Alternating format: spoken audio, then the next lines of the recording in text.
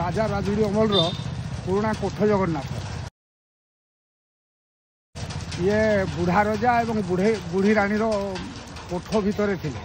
से कोठ भितर पूजा पाउथिले तापर बुढ़ा रजा एवं बुढ़ी रानी कथा ही दुहे आनी जगन्नाथ मंदिर एक मंदिर निर्माण कले से मंदिर रे ये तांको प्रतिष्ठा कर मंदिर प्रतिष्ठा करके आमर कोठ जगन्नाथ बुढ़ी रानी महापुर को रखारुखी कले रखिकी शासनी परिवार रे पूजा आरंभ कले परिवार पूजा करू आज पर्यंत जगन्नाथ को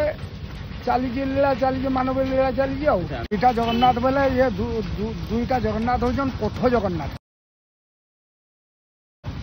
ये हूँ कोठ जगन्नाथ एवं आरटा हूँ माधव नाम परिचित आ सुदर्शन तीन ठाकुर अच्छा तीन ठाकुर भितर बुढ़ा रजा बुढ़ा रानी ये हूँ कोठ भितर थिबा जुगु आनिकी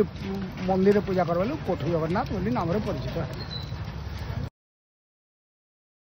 रेढ़ाखोल रथ यात्रा बहुत सुंदर है एते सुंदर एते मानवीय लीला जगन्नाथ निज इच्छा से जहाँ करिजन बहुत किसी करिजन आ बड़ दांड रे खेली बुलिकी आसिक ठीक जो जगह रहा कथा से जगह रहीजन रथर किसी भी क्षति है कि कौन असुविधा नहीं ए वर्ष बहुत सुविधा रथ यात्रा चलिए और अनुभव यही कालिया को आप जहाँ मागिबे ताहा पाइबे आपण परीक्षा करंतु खांदरे कपड़ा पकई दे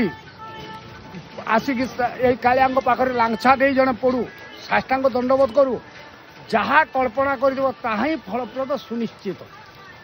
यही भगवान को कथा कहते हाँ बहुत महाप्रभु निजे बुलवाटा भी आम अनुभव कर महाप्रभु निजे बुलवाटा भी अनुभव कर